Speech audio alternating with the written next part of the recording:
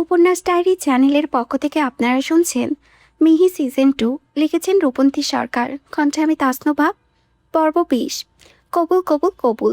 ইয়াসবার মুখ থেকে এই তিনটি বাক্য এক নাগারে উচ্চারণ করার সাথে সাথেই চারিদিকে পুরো পরিবেশ যেন এক নিস্তব্ধতায় থমকে গেল। ইউভানি বুকের ভেতরে তখন তীব্র একটা যন্ত্রণায় ছুরি চালানো হলো। ও খুব ভালো করে জানতো এই যে পুরো বিয়েটাই একটা নাটক ছিল, অথচ কাজী সাহেবের সামনে ইয়াসবার এই আকুলে আত্মসমর্পণ ওর ভিতরের মনটাকে এক নিমিষে চূর্ণ বিচ্ছিন্ন করে দিল। ও আর এক সেকেন্ডও সেই বিয়ের আসরে বসে থাকতে চাইল না। ও যন্ত্রণায় ছটপট করতে করতে যেই সোফা ছেড়ে উঠে চলে যেতে চাইল, অমনি পাশে বসা ওর বাবা ওহিদুল এক হাত দিয়ে ওকে শক্ত করে চেপে ধরে আবার সোফায় বসিয়ে দিল। ও ফিসফিসিয়ে বলল, শান্ত হও ইউভান, বসে থেকো। কিছুক্ষণ আগের ঘটনা। ঋষভ নিজের পাপা রিতকে একপাশে সরিয়ে দিয়ে সোফায় বসা ইয়াসপার একদম কাছাকাছি গিয়ে দাঁড়ালো। ও চোখ দুটো তখনও রাগে চলচল করছে। রিত আশপাশে গলায় বলল, ঋষ, তুমি খুব বেশি বাড়াবাড়ি করছো। কেন এসেছো এখানে? আর এমন অসভ্যতা কেন করছো? Don't cross your limits. ওদের এই বাবা ছেলের লড়াইয়ের মাঝে উঠ করে কোত্থেকে যেন মিহি এসে ওদের মাঝখানে দাঁড়ালো। মিহি আর কোনো কথা বলার সুযোগ দিল না। ও নিজের পুরো শক্তি এক জায়গায় এনে ঠাস করে সজোরে একটা চর বসিয়ে দিল ঋষভের গালে। পুরো ড্রয়িং রুমের মেহমানরা এই কাণ্ডে দেখে স্তব্ধ হয়ে গেল। নিজের জীবনে এই প্রথমবার হয়তো মিহি নিজের ছেলের গায়ে হাত তুলেছে এভাবে। ঋষভ নিজের গালটার হাত দিয়ে অবাক আর অবুঝ চোখে নিজের মায়ের মুখের দিকে চেয়ে রইল। মিহি নিজের চোখের পানি মুছে রাগে আর ক্ষোভে কাঁপতে কাঁপতে বলতে লাগলো, আর কত ঋষ, আর কতটা নিচে নামবে তুমি? এত জেদ তোমার? এত জেদ কিসের? তুমি যখন যা বলবে তখন সেটাই হবে, সব কিছু তোমার কথা মতো হবে। ঋষভ কোনো জবাব দিল না। ও শান্ত মুখে মায়ের বকুনি শুনতে লাগলো। মিহি এক নাগারে ফুপিয়ে কেঁদে আবারও বলতে লাগলো, ঋষ, ইয়াসবাও একটা মানুষ, ও কোনো পুতুল নয় যে তুমি যখন যেভাবে চাইবে সেভাবে ওকে নিয়ে খেলবে। ওরও একটা মন আছে, ওরও কষ্ট হয়। ও নিজে মন থেকে কি চায় সেটা কি কোনোদিনও একটা বারও ওর থেকে জানতে চেয়েছো তুমি? ওর সাথে জবরদস্তি করা, ওকে তীব্র মানসিক কষ্ট দেওয়া ছাড়া আর কি করেছো তুমি ওর জীবনে? বিয়ের শুরু থেকেই ওই ছোট বাচ্চা মেয়েটাকে প্রতিটা মুহূর্তে ফিল করিয়েছ যে তুমি তাকে নিজের বউ হিসেবে মানো না, তাকে অপছন্দ করো। তারপর ওইটুকু মেয়ের সাথে জোর জবরদস্তি করে তাকে একলা ফেলে রেখে দেশ ছেড়ে চলে গেলে। মেয়েটা যে এত বড় একটা মানসিক আর শারীরিক ঝড় সামলে বেঁচে আছে, এটাই তো অনেক রিস্ক। আজও সব কষ্ট ভুলে নতুন করে নিজের একটা সুন্দর জীবন শুরু করতে চাচ্ছে, তাতেও তোমার সহ্য হচ্ছে না। আর কি চাও তুমি ওর থেকে? ও মরলে শান্তি পাবে তুমি? আচ্ছা, আমি আজকে ওকে বিষ খাইয়ে মেরে ফেলবো, ও না থাকলে ঝামেলাও থাকবে না। মায়ের মুখ থেকে এতগুলো কথা শুনে ঋষ স্তব্ধ হয়ে গেল। ওর মুখের ভাষা হারিয়ে গেল। ও নিজ গলায় আকুল হয়ে বলল, মাম্মা। মিহি নিজে চিৎকার করে বলল, shut up, don't call me mamma. কেউ না তুমি আমার, আমার কোনো ছেলে নেই, তুমি আমার কাছে মৃত।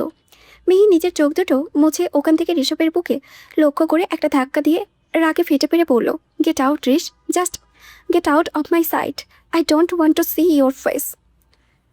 ঋষভ মায়ের কথা শুনে নিজের ঠোঁটের কোণে এক তীব্র তাচ্ছিল্য আর বেদনার হাসি ফুটিয়ে তুলল। ও এভাবেই শূন্য চোখে চেয়ে রইল লাল বেনারসি পরা ইয়াসপার দিকে।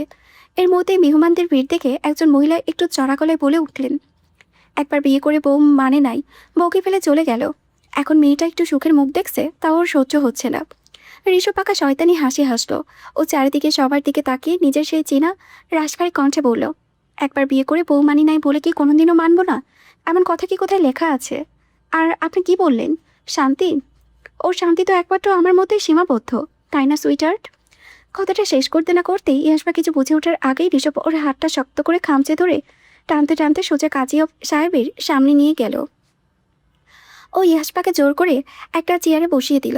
তারপর নিজের পকেট থেকে একটা কুচকুচে কালো রিভলভার বের করে খট করে লোড করে দিয়ে সোজা কাজী সাহেবের কপালে তাক করে ধরল।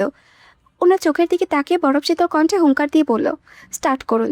কাজী সাহেব নিজের চোখের সামনে আস্ত বন্দুক দেখে ভয়ে কাঁপতে কাঁপতে থতমত খেয়ে বললেন, কিতাব।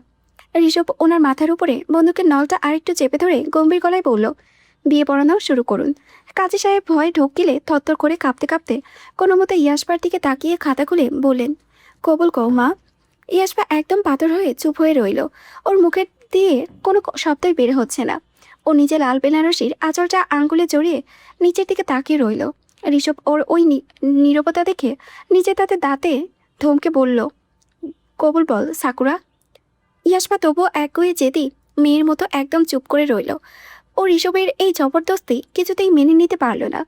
ঋষভ এবার নিজের বন্দুকটা কাজী সাহেবের মাথা থেকে সরিয়ে সোজা ড্রয়িং রুমের মেহমানদের দিকে তাক করে নিষ্ঠুর আর বৈশাচী ঘেঁষে ইয়াসপার কানের কাছে মুখ নিয়ে ফিসফিসিয়ে বলল, কবুল বল, না হলে আজ এই মুহূর্তে বিয়ে বাড়ি থেকে অনেকজনের লাশ বের হবে। আমার ধৈর্যের পরীক্ষা নিস না। ইয়াসপা তাও পাথরের মতো চুপ করে রইল। ঋষভ এবার নিজের ধৈর্যের বাঁধ হারিয়ে জোরে একটা ধমক দিতেই ইয়াসপা ভয় পেয়ে কেঁপে উঠল। ওদিকে সোফায় বসে থাকা রিত কিন্তু পুরোটা সময় একদম শান্ত মুখে চুপচাপ বসে রইল। ও নিজের ছেলের এই কর্মকাণ্ড দেখে মজা পাচ্ছিল।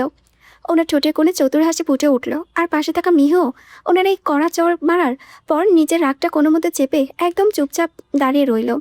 বিয়ে শেষ হলো। কাজী সাহেবের খাতে সই করার পর্ব মিটে যেতেই ঋষভ এবার শক্ত হাতে ইয়াসপার হাতটা চেপে ধরে সোফা থেকে উঠে দাঁড়ালো। তারপর ইয়াসপার কানের কাছে ফিসফিস করে বলল, অহেতুক নতুন আশ্রয় খুঁজে কি হবে পাখি? দিন শেষে তোমার শেষ গন্তব্য তো শুধুই আমি। এই কাণ্ডের পর ওহিদুল সাহেব আর নিজের মেজাজ গরম রাখলেন না। উনি বুঝতে পারলেন রিত আর ইয়াসপার এই চালের কাছে ওনাদের পরাজয় হয়েছে। ওহিদুল ধীর পায়ে এগিয়ে এসে রিতের কাঁধে একটা হাত রেখে মলিন হেসে বললেন, থাক রিত, যাই এবার আমরা। আমাদের এই ডিলটা এখানেই ক্লোজ। আবার না হয় অন্য কোনো দিন দেখা হবে। রিত ওহিদুলের হাতটা চেপে ধরে বলল, না, এখনই যাওয়া যাবে না, একটু বসো, জরুরি কিছু কথা আছে তোমার সাথে। দেখতে দেখতে রায়ানকুঞ্জের মেইন ড্রয়িং রুমটা প্রায় ফাঁকা হয়ে এলো। আমন্ত্রিত মেহমানরা আর আত্মীয় স্বজনরা এই হুলস্থুল কাণ্ড শেষ হতেই আস্তে আস্তে ডাইনিং হলের দিক থেকে চলে যাচ্ছেন দুপুরে খাবার খেতে। চারিদিকে হইচই কিছুটা কমে আসতেই ঘরের ভিতরে একটা থমথমে নীরবতা নেমে এলো। ঋষভ ইয়াসপার হাতটা ওভাবে শক্ত করে ধরে এগিয়ে গেল মিহির সামনে। মিহি তখনও ওনার দিকে ফিরে ওড়না দিয়ে নিজের চোখের পানি মুছছিল। ও ছেলের দিকে এক পলকও চোখ তুলেও তাকাচ্ছিল না। ঋষভ নিজের ভেতরের সবটুকু অহংকার এক সেকেন্ডে ঝেড়ে ফেলে অপরাধের মতো শান্ত গলায় বলল, sorry mamma, I am really sorry. মায়ের ভেতরের বাচ্চা এবার আর নিজেকে কোনো মতেই সামলাতে পারল না। মিহি এক ঝটকায় পেছনে করে আউমাউ করে কাঁদতে কাঁদতে নিজের দুই হাত বাড়িয়ে শক্ত করে জড়িয়ে ধরল ঋষভকে। 3 বছরের চেয়ে তীব্র একাকিত্ব আর মাতৃত্বের হাহাকার যেন এই একটা জড়িয়ে ধরার কাছে এসে মিশে গেছে। ঋষভ নিজের ঠোঁটের কোণে একটা মুচকি হাসি ফুটিয়ে মাকে আরও শক্ত করে নিজের চওড়া বুকের সাথে আঁকড়ে ধরল। ও ঝুঁকে পড়ে মিহির কপালে একটা গভীর ভালোবাসার চুমু এঁকে দিল। মিহি ওর বুকে মুখ গুজে ফুপিয়ে কাঁদতে লাগলো। I hate you Rish, I hate you. Rishabh Mihir মাথায় হাত রেখে একটু দুষ্টুমি সুরে ফিসফিসিয়ে বলল, ও আচ্ছা, বেশি কিনা করো আমায়?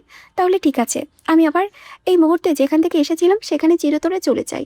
ছেলের মুখ থেকে চলে যাওয়ার কথা শোনা মাত্রই 1 সেকেন্ডও চমকে উঠল। ও নিজের 2 হাত দিয়ে ঋষভের শার্টের কলারটা আরও শক্ত করে খামচে ধরে ওকে নিজের বুকের সাথে জড়িয়ে ধরল। যেন ও হাত আলগা করলেই ছেলে আবারও হারিয়ে যায়। মায়ের এই বাকুলতা দেখে ঋষভ নিজের গভীর রূপটা ভুলে জোরে খিলখিল করে হেসে দিল। মিহি আবারও অনবরত কেঁদেই চলছে। ঋষভ এবার নিজের গলাটা শটটা নরম করে বলল, আমি বেশি কষ্ট দিয়েছি তোমাদের, তাই না মাম্মা? মিহি ওর চোখের পানি মুছে কাতর চোখে চেয়ে বলল, তুমি খুব নিষ্ঠুর বাবু, অনেক পাষাণ তুমি। মা তোমাকে অনেক ভালোবাসে রিস। এবার যদি তুমি মাকে না বলে আবার কোথাও চলে যাও তাহলে মা সত্যি সত্যি মরে যাবে। মিহি কখনো এভাবে ঋষভকে বলতে পারেনি, ছেলের কাছে কাঁদতে পারেনি। আজকে ওর অনেক বছরের বুকে জমে থাকা কষ্টগুলো ছেলের কাছে উগড়ে দিল। ঋষভ মিহির চোখের কোণে জলটুকু নিজের পুরো আঙুল দিয়ে আলতো করে মুছে দিয়ে টিটো গলায় বলল, যাবো না মাম্মা, আর কোনোদিন তোমায় ফেলে কোথাও যাব না। একদম কেতো না তুমি এখন। ঠিক তখনই সোফায় হেলান দিয়ে বসা রিত নিজের পাকা তাড়িতে হাত বুলাতে বুলাতে গম্ভীর আর কড়া গলায় সবাইকে উদ্দেশ্য করে বলল, আচ্ছা, এই কান্নাকাটি আর নাটক এবার বন্ধ করো। সবাই মিলে ওপরের রুমে চলো। 3 বছর ধরে কার কাছে কী কী জটলা পেকে আছে সব বিষয় আজ পরিষ্কার করা হবে। সবার মনেই বেশি কৌতূহল জমে আছে। আজ সব সত্যি সবার সামনে আনার সময় এসেছে। ইয়াসপা একটা কথাও বলল না। ওর মুখে কোনো ধরনের প্রতিক্রিয়া নেই। ও একদম পাথরের মতো নিথর হয়ে দাঁড়িয়ে রইল। ওপরের রুমে তখন ছোট্ট ইয়ান শুয়ে আছে, আর ওর পাশে একলা ঘরে পাহারা দিয়ে বসে আছে রাহা। এইদিকে নিচতলা থেকে রিত সবাইকে নিয়ে ওপরের ওই রুমটার দিকে গেল। ওহিদুল ও ইউভান সহ 2 পরিবারের সবাই একজোট হয়ে ঘরের ভেতরে বসে রইল। ইউভান এখন একদম চুপচাপ হয়ে আছে। ও নিজের টলমল চোখে একইভাবে শূন্য দৃষ্টিতে তাকিয়ে আছে লাল বেনারসি পরা ইয়াসপার দিকে। ওর ভিতরে ভাঙা মনটা কিছুতেই এই সত্যটা মেনে নিতে পারছিল না। ইয়াসপা নিজের মাথা নিচু করে ঘরের এক কোনায় বসে থাকা চেয়ারটায় বসে রইল। ঋষভ পুরোটা সময় ইয়াসপাকে চোখে চোখে রেখেছিল। ও হুট করেই ইউভানের ওই এক নাগাড়া তাকিয়ে থাকার বিষয়টা লক্ষ্য করলো। ও সবার সামনে ইউভানের দিকে আঙুল তুলে কড়া গলায় চেঁচিয়ে বলে উঠল, আজকের থেকে ও তোমার মা হয়, খবরদার ওর দিকে অন্য কোনো নজরে তাকালে আই সোয়ার তোর চোখ আমি তুলে নেব। ঋষভের মুখ থেকে সবার সামনে এমন কথা শুনে মাত্রই ঘরের ভেতরে থাকা বাকি সবাই একদম চমকে উঠে ওর দিকে তাকালো। ইউভান ওভাবে সবার সামনে আচমকা এমন নোংরা অপমানে বড় অপ্রস্তুত আর লজ্জিত মুখের দিকে মুখটা নিচু করে ফেলল। ওহিদুল সাহেবও নিজের ছেলের এই অপমানে নিজের চোয়াল শক্ত করলেন। উনি রেগে গিয়ে পড়লেন, 3 বছর কই ছিল তোর এত ভালোবাসা? তখন তো বইয়ের খোঁজও নেইনি, আর এখন এসে নাটক করছে। ঋষের মুখটার রং পাল্টে গেল, চোখ দুটো বড় বড় করে তাকালো ওহিদুলের দিকে। হৃদ এবার ঋষের এই মেজাজ খারাপ দেখে সোফা থেকে একটু সরে এসে কড়া গলায় ডাকলো, ঋষ। ঋষভ হৃদের দিকে তাকাতেই হৃদ ওকে নিজের চোখের ইশারায় শান্ত হতে থামতে বলল। ও ইশারায় বুঝলো যে এখন হুলস্থুল করার সময় নয়। হৃদ এবার ঘরের থমথমে পরিবেশটা হালকা করার জন্য দুই পরিবারের সবার উদ্দেশ্যে হাত বাড়িয়ে বলল, আচ্ছা অনেক তো নাটক হলো, এবার বলুন 3 বছর ধরে কার মনে কী কী প্রশ্ন জমে আছে, কার মনে কী খটকা আছে, আজ সব খোলাখুলি জিজ্ঞেস করুন। ওদের সবার মাঝখান থেকে যদি এক পায়ে এগিয়ে এলো, ও ঋষের দিকে চোখের দিকে তাকিয়ে কৌতূহল মাখা গলায় প্রশ্ন করলো, ঋষ ভাইয়া 3 বছর আগে ইয়াসপাকে এভাবে একা রেখে হুট করে চলে গিয়েছিল কেন? ও নিজের পুরো পরিবারকে এভাবে না বলে একা ফেলে কেন নিখোঁজ হয়েছিল? জ্যোতির এই মোক্ষম প্রশ্ন শোনা মাত্রই ঘরের চারিদিকে নীরবতা আরও গম্ভীর হয়ে উঠল। ঋতেবার ঋষকে কোনো কথা বলার সুযোগ না দিয়ে নিজের গম্ভীর গলায় বলল, আচ্ছা এটার উত্তর ঋষ নয়, আমি নিজে দিচ্ছি, কারণ সব কিছুর পেছনে আমিই ছিলাম। সবাই তখন ড্রয়িং রুমে থমথমে মুখে বসেছিল। পিনপতন নীরবতার মাঝে হৃদ দীর্ঘশ্বাস ফেলে আবারও বলতে লাগলো, ঋষ আসলে একজন আন্ডারকভার এজেন্ট। ও সবার সামনে স্রেফ একজন ভার্সিটি স্টুডেন্ট হিসেবে চলাফেরা করলেও আড়ালে ওর আসল পরিচয় আর কাজ সম্পূর্ণ আলাদা। ও একটা বিশেষ মিশনের দায়িত্ব ছিল, এটা আমি শুরু থেকেই জানতাম, কিন্তু পরিবারের বাকিদের কাছে ওর এই ব্যাপারটা পুরোপুরি অজানা ছিল। হৃদের মুখ থেকে এমন একটা অবিশ্বাস্য সত্য কথা শুনে যেন আকাশ থেকে পড়ল। ঘরের সবাই স্তব্ধ হয়ে হৃদের দিকে তাকালো। মিহিত বিস্ময়ের চোখ বড় বড় করে চেয়ে আছে, যেন নিজের কানকেও বিশ্বাস করতে পারছে না। পাশে বসা রুহি আর নিজের কৌতূহল চেপে রাখতে পারল না। সে সোজা হয়ে বসে অবাক গলায় বলল, এটা কি করে সম্ভব পাপা? তুমি এত বড় একটা বিষয় আমাদেরকে বলনি এতদিন। মাথা ঘুরছে আমার। যদি পরিস্থিতি সামলে দেওয়ার জন্য রুহির হাতে আলতো চাপ দিয়ে থামিয়ে দিল। তারপর হৃদের দিকে তাকিয়ে গম্ভীর মনোযোগ দিয়ে বলল, তারপর কি হলো বলুন? হৃদ টেবিল থেকে পানির গ্লাসটা তুলে নিল, এক ঢুকে পানি খেলো। নিচে গলাটা একটু পরিষ্কার করে নিয়ে সে আবার বলতে শুরু করলো, ঋষভের এই মিশনে যাওয়ার কথা ছিল অনেক আগে থেকে। ও নিজের কাজের ঝুঁকিটা খুব ভালো করেই জানতো, তাই ও কখনো চায়নি মিশন চলাকালীন অন্য কারোর সাথে নিজের জীবন জড়াতে, বাবা কাউকে বিপদে ফেলতে। কিন্তু ভাগ্য হয়তো অন্য কিছু চেয়েছিল। মুগ্ধর বিয়েতে গিয়ে হুট করে ইয়াসপার সাথে ওর বিয়েটা হয়ে যায়, আর পরিস্থিতির ফেরে ইয়াসপাও জড়িয়ে পড়ে ঋষভের এই রহস্যময় জীবনের সাথে।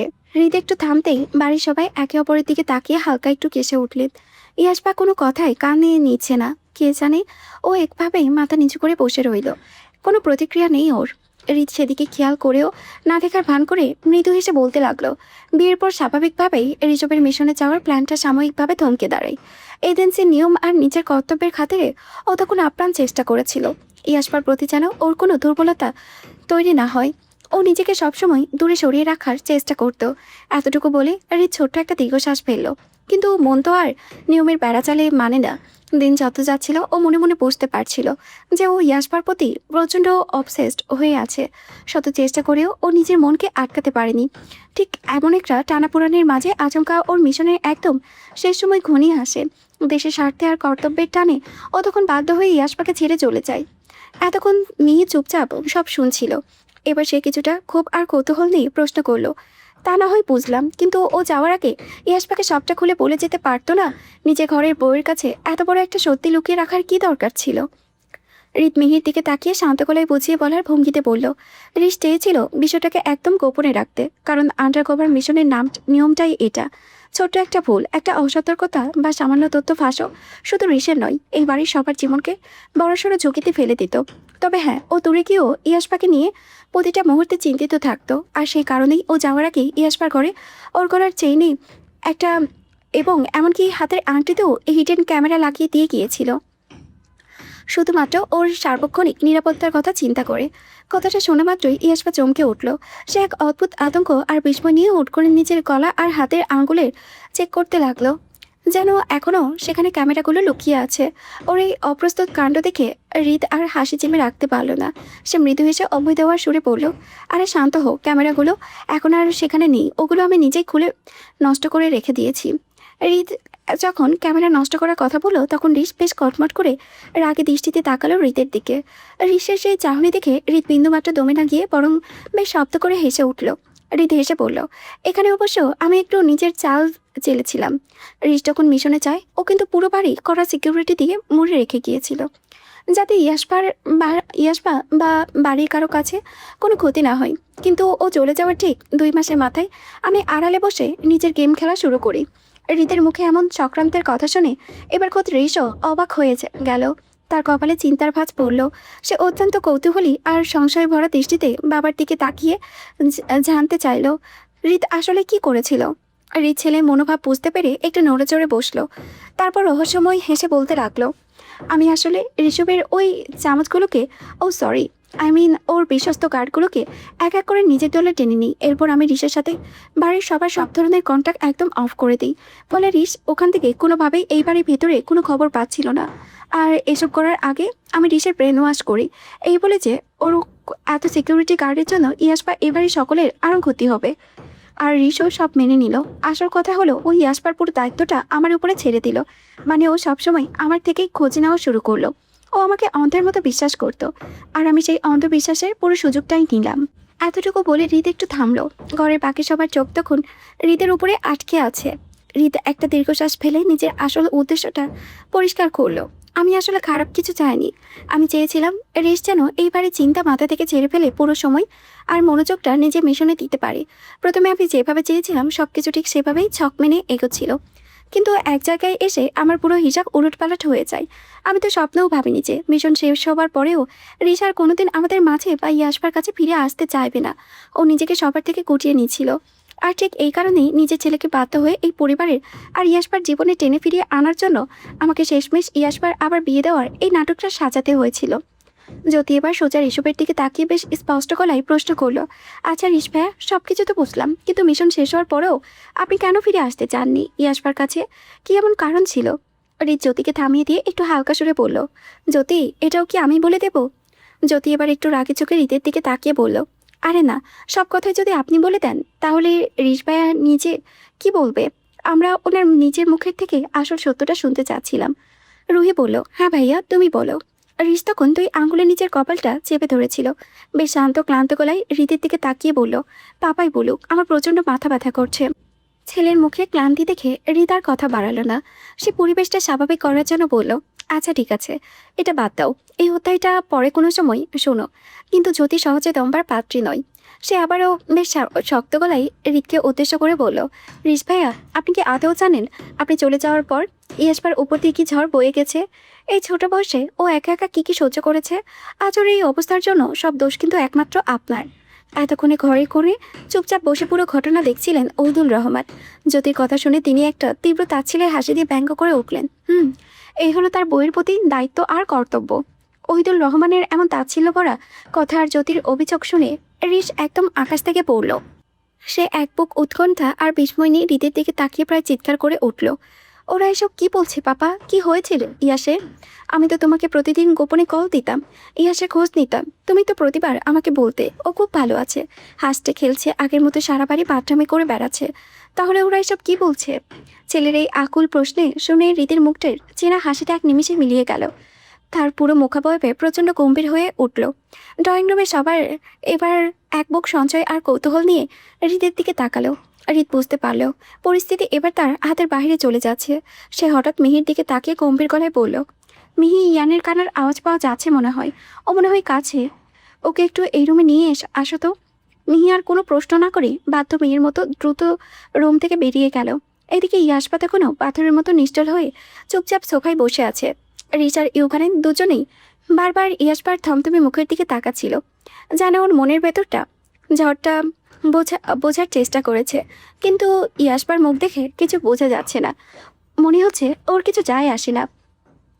রিশার থাকতে না পেরে সোজা ইয়াসপার দিকে গিয়ে বসলো। তারপর ওর হাত বাড়িয়ে ইয়াসপার নাকের সামনে আঙ্গুল ধরলো। ও কি আদৌ জেগে আছে নাকি চোখ বন্ধ করে ঘুমিয়ে গেছে? সেটা পরীক্ষা করার জন্য। ঋষের এই অদ্ভুত আর ছেলে মানুষের কাণ্ড দেখে হৃদের গম্ভীর মুখটাও হুট করে একটা হালকা হাসি ফুটে উঠল। তবে ইয়াশ বা ঋষের এই কাণ্ডে কোনো তীব্র প্রতিক্রিয়া দেখালো না। সে শুধু একবার ক্লান্ত চোখে ঋষের দিকে তাকালো, তারপর আবারও মাথা নিচু করে নিল। ওর এই নীরবতা ঋষকে আরও বেশি অপরাধী বানিয়ে দিল। হৃদ এবার একটা দীর্ঘশ্বাস ফেলে গৌরীর দিকে সবার দিকে তাকালো। তার চেয়েও মুখে এবার এক অদ্ভুত অপরাধবোধ। সে 2 হাত জোর করে অত্যন্ত ভারী গলায় বলল, আমি এই বাড়ির সকলের কাছে থেকে আগে হাত জোর করে ক্ষমা নিয়ে যাচ্ছি। আর ঋষ বাবা, তুমিও প্লিজ তোমার পাপাকে ক্ষমা করে দিও। আমি আসলে তোমার কাছে আরও একটা মস্ত করে সত্যি লুকিয়েছি। হৃদের মুখে আরও একটা সত্য লুকিয়ে রাখার কথা শুনে ঋষ প্রচণ্ড চমকে গেল। সে অত্যন্ত গভীর আর থমথমে গলায় শুধু একটা শব্দ উচ্চারণ করলো, কি? ঠিক সেই মুহূর্তে ছোট্ট বাবু ইয়ানকে কোলে নিয়ে ঘরে ফিরে আসলো। এত মানুষ একসাথে দেখে ইয়ান ভয় পেয়ে বেশ জোরেই কেঁদে উঠল। ছেলে কান্নার আওয়াজ পেয়ে ইয়াশ আর চুপচাপ বসে থাকতে পারল না। সে দ্রুত সোফা থেকে উঠে গিয়ে মিহির কোল থেকে ইয়ানকে নিজের বুকে টেনে নিল। মায়ের ও মেয়ে আসতেই বাচ্চার কান্না কিছুটা থিতিয়ে এলো। ইয়ানের বয়স এখন 2 বছর, কিন্তু অন্য সাধারণ বাচ্চাদের তুলনায় ওর শারীরিক গঠন ও গ্রোথ বেশ কম। আসলে ও 7 মাসেই পৃথিবীর আলো দেখেছিল। একটা অপুষ্ট প্রিম্যাচিওর বাবু হওয়ার কারণে ও এখন ঠিকঠাক কথা বলতে পারে না, তবে টুকটাক আধো আধো শব্দ করতে পারে। ঋতেবার অপরাধীর চোখে ঋষের দিকে তাকালো। ঘরের পিনপতন নীরবতার মাঝে সে মূল বোমাটা ফাটালো। ঋষ, তুমি চলে যাওয়ার ঠিক 3 মাস পর ইয়াসবা জানতে পারে ও প্রেগনেন্ট। কথাটা শোনা মাত্রই ঋষ যেন পাথরে মরতে হয়ে গেল। ও মুখের ভাষা হারিয়ে গিয়েছে। সে এক দৃষ্টিতে স্তব্ধ হয়ে হৃদের দিকে তাকিয়ে রইল। হৃদ দীর্ঘশ্বাস পেলে পেছনে ঘটনাগুলো বলতে লাগলো। তখন ইয়াসবার মানসিক অবস্থা খুব খারাপ ছিল। ও দিনরাত শুধু কান্না করতো। আর ঠিক এই সময়ে কাকতালীয়ভাবে রাহও প্রেগনেন্ট হয়। খবরটা শুনে আমার মাথায় যেন আকাশ ভেঙে পড়েছিল। কারণ ইয়াসবার তখন যে শারীরিক ও মানসিক অবস্থা, তাতে ওর নিজের জীবনে যেমন ঝুঁকি ছিল, তেমন গর্ভের বাচ্চারও প্রচণ্ড ঝুঁকি বাড়ত। এই পুরো বিষয়টা তখন রায়ান, কুঞ্জ আর ওহিদুলের পরিবার ছাড়া বাইরে কেউ জানতো না। কারণ আমি কাউকে কিছু জানতে দিইনি, এমনকি তোমাকেও না। আমি তোমার কাছ থেকে এই বড় সত্যটা ইচ্ছে করেই লুকিয়েছিলাম, কারণ আমি খুব ভালো করে জানতাম তুমি যদি একবার জানতে পারতে যে ইয়াসবা তোমার সন্তানের মা হতে চলেছে, তবে তুমি নিজের মিশন, কর্তব্য সব কিছু ফেলে মাঝপথে এই বাড়িতে চলে আসতে। আর সেটা করলে তোমার জীবনসহ আমাদের সবার বিপদ আরও 100 গুণ বেড়ে যেত। হৃদের কথাগুলো শুনে ইয়াসবা একবার অত্যন্ত অসহায় ও আকুল চোখে ও শ্বশুরের দিকে তাকালো। তারপর আবার নিঃশব্দে চোখ নামিয়ে বাবুর দিকে চেয়ে রইল। অন্যদিকে ঋষের মুখ তখনও কোনো কথা নেই। ও যেন পুরো ব্যাপারটা এখনও মাথায় প্রসেস করে উঠতে পারছে না। হৃদ বলতে লাগলো, তবে হ্যাঁ, রাহার প্রেগনেন্সির বিষয়টা মোটামুটি আমাদের পরিচিত সবাই জানতো। আর এই খবরটাই আমি তোমাকে মিশন চলাকালীন দিয়েছিলাম, যাতে বাড়ির ভেতরে সব ধরনের গোপনীয়তাকে আমি রাহার প্রেগনেন্সির অজুহাতে হাইড করতে পারি। তুমিও দূর থেকে ওটাই বিশ্বাস করেছিলে যে বাড়িতে যা হচ্ছে সব রাহাকে কেন্দ্র করেই হচ্ছে।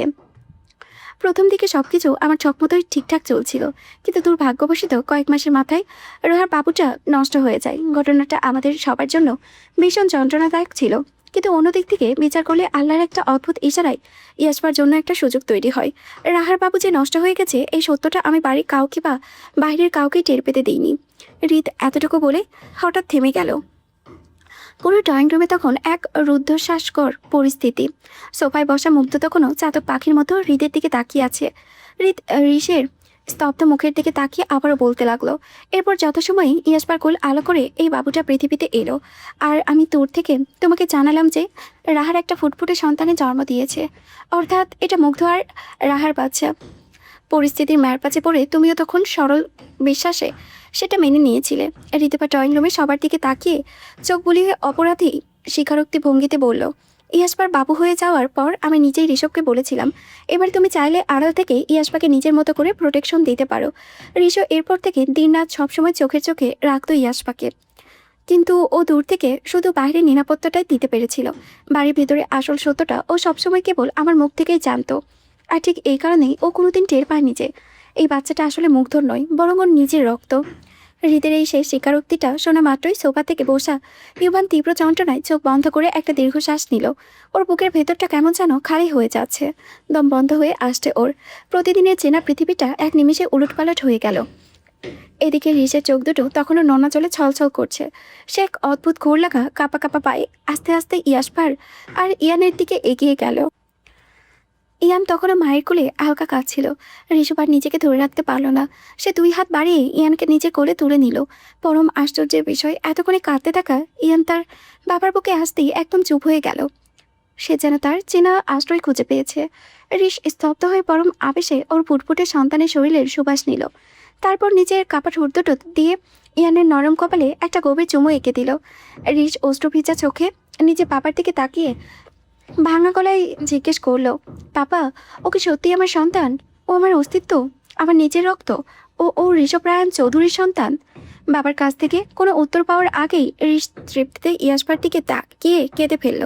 ইয়াস, দেখো, ও আমাদের সন্তান। ও হাসছে ওর বাবাকে দেখে। বাবা, আমাকে একবার শুধু বাবা বলে ডাকবে প্লিজ?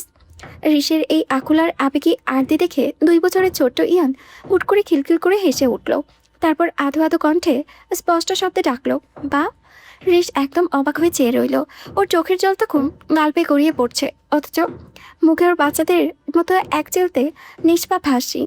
সে আনন্দের অতিসাচ্ছে ড্রয়িং রুমে সবার দিকে তাকিয়ে পাগলের মতো বলতে লাগলো, বাবা দেখো, আমার সন্তান আমাকে বাবা বলে ডাকছে। তোমরা সবাই শুনলে তো? ও মাত্রই আমাকে বাবা বলেছে। ঋষের এই আনন্দ দেখে ইউবানের বুকটা যেন ফেটে যাচ্ছে। ওর মনে হলো কেউ যেন ওর কলিজাটা টেনে ছিঁড়ে নিচ্ছে।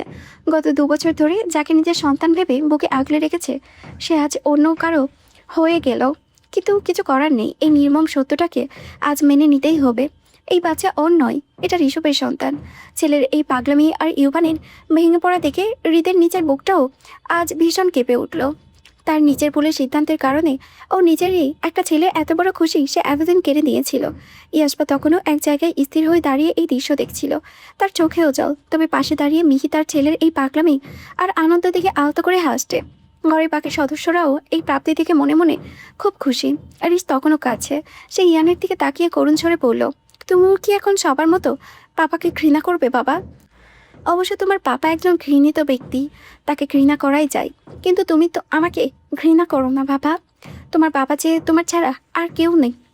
ছোট ইয়ান হয়তো বা তার বাবার ভেতরে এই তীব্র হাহাকারটা বুঝতে পারলো। সে নিজের ছোট্ট হাত দুটো বাড়িয়ে ঋষের ভেজা গালটা আলতো করে ছুঁয়ে দিল। ও যেন নিঃশব্দে ওর বাবাকে বোঝালো সে তার বাবাকে একটুকুও ঘৃণা করে না। ছেলের হাতে ছোঁয়া পেয়ে ঋষভ আবেগে উৎফুল্ল হয়ে বাবাকে আবারও ইয়ানকে বাবা বলার জন্য অনুরোধ করতে লাগলো। কিন্তু ইয়ান আর নতুন কোনো শব্দ করতে পারল না। সে শুধু চেয়ে রইল। হৃদ এবার ছেলের মাথায় হাত রেখে সান্ত্বনা দিয়ে বলল, এত অধৈর্য হয়েও না রিস, ও আস্তে আস্তে তোমাকে বাবা বলে ডাকবে। রিস তখনও চোখের জল মুছে হালকা হেসে ইয়ানের দিকে তাকালো। এরপর নিজের সেই চেনা তাপুটে ভঙ্গিতে অথচ নরম গলায় বলল, তুমি ঋষভরায়ণ চৌধুরীকে কাঁদিয়ে ছাড়ছ, এত ক্ষমতা তোমার? ঋষের এই হঠাৎ গম্ভীর আর সুন্দর রসিকতা শুনে থমথমে ঘরের সবাই একসাথে হেসে উঠল। দীর্ঘদিনে জমে থাকা এক মস্ত বড় মেঘ যেন এক নিমিষেই কেটে গেল।